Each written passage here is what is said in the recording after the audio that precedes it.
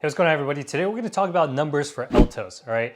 Now, before I bought the property, I already did my analysis on the property itself. I have a couple of exit strategies planned out. I did my math, okay? So before you buy anything, the first thing you should do is to figure out whether or not this property pens out, okay? Pens out, which means the math add up. The estimated outcome is something that you desire. And today I want to share with you guys the numbers that I have for Altos, okay? I just purchased it, we closed the deal, but the thing is we haven't gone through all the different exit strategy. We didn't execute on anything yet.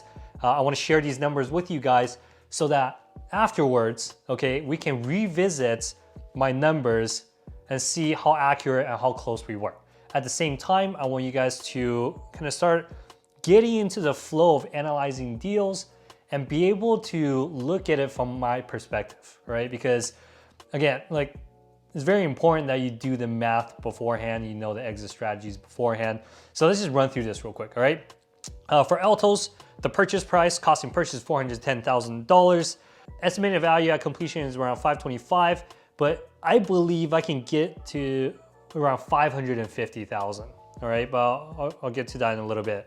And renovation costs, construction costs, I put about $30,000 because on this project itself, there isn't too much work to be done. We're only converting the garage into a 1-bedroom, 1-bath, or a 2-bedroom, 1-bath. It looks like a 1-1, so it shouldn't cost too much money, all right?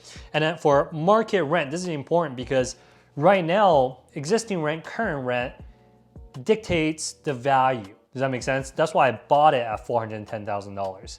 But when I sell the property, there needs to be some type of increase in revenue so that when I sell it to an investor, it justifies the price, okay? So market rent, I put $1,800, $1,800, and $1,100. Right now, they're getting $1,500 per unit for the duplex, right? Because this is a 3-bedroom, 2-bath, a duplex, 3-bedroom, 2-bath on each side with a 2-car garage that is detached, right? So the idea is we're going to increase rent from $1,500 to $1,800 per unit, and then we're going to convert the 2-car garage into another apartment unit, okay?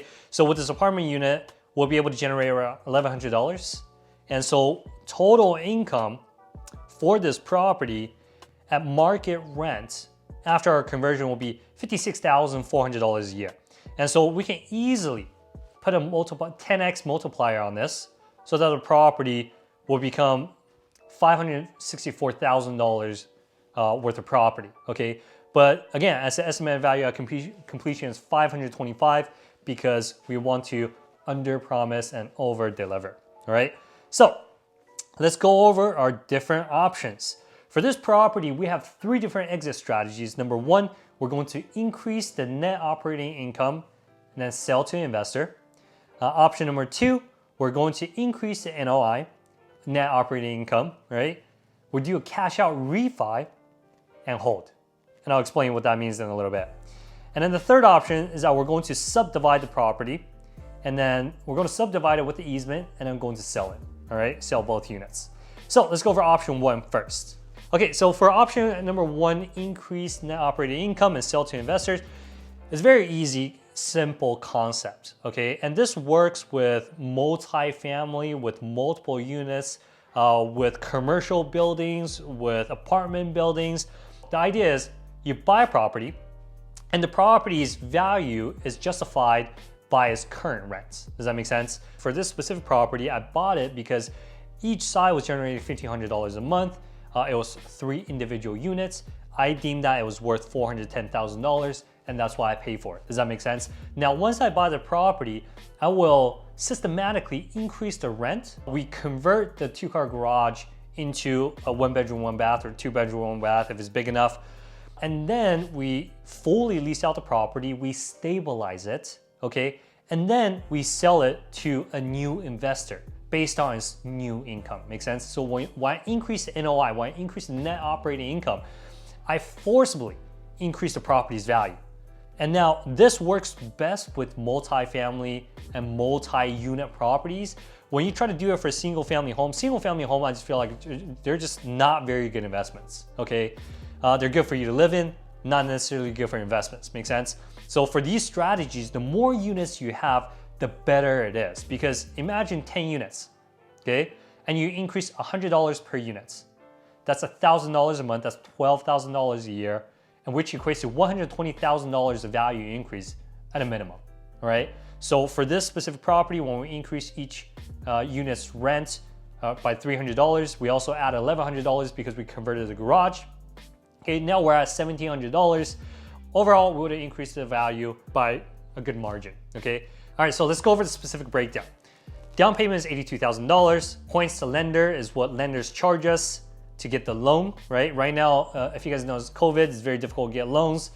So for the speed of things, we went with the hard money route so that we can close on the property very fast. Our plan to exit within half a year. The thing with hard money lender is that it's quick in, quick out. They charge a little bit of money. That's okay. We still make ours. They make theirs. Everybody's happy. All right. Okay. Points on lender, $8,700. Closing cost, $4,100. Rehab, we put $30,000.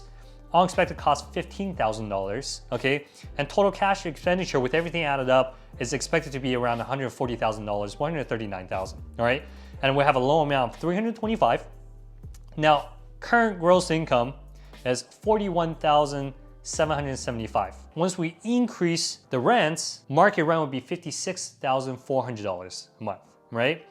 Now, agent fees, we put 3.5%, 1% seller, 2.5% buyer. If you're a realtor, you're probably flipping over right now because you're like, well, it's supposed to be 2.5% each side or 3% each side. Yeah, I understand that. But when we do volume, instead of you getting me as a customer once every 10 years, we go through you and sell 10 properties, every, half a year, every single year. We have the power to negotiate. Does that make sense? And so when we offer 1%, that's a lot of money if you put a multiplier on that. Anyways, so 1% seller, the agent fees are at $18,375. And then the net, so we use the $525,000 of expected sale price and we subtract all of our expenses, okay?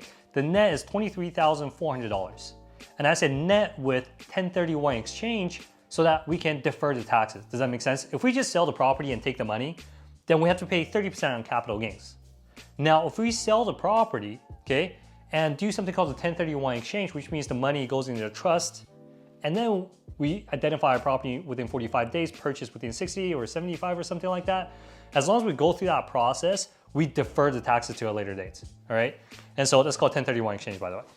And our CC and our cash return is 16.73%, which is, we could do a lot better. And that's why this is option one. It's not the best option. And I'll explain what the other options are and what their returns are in a second. Now, if you look on the right side, so the left side column, the right side column, we said or private sale. Does that make sense? So all the numbers above that are still the same expenses, but the only difference is that we can do something called a private sale. So instead of going through our agents, you guys get paid crazy amounts of money. I will find the investor myself. I will sell the house individual to individual or corporation to individual, corporation, whatever it is. And we cut out the agent.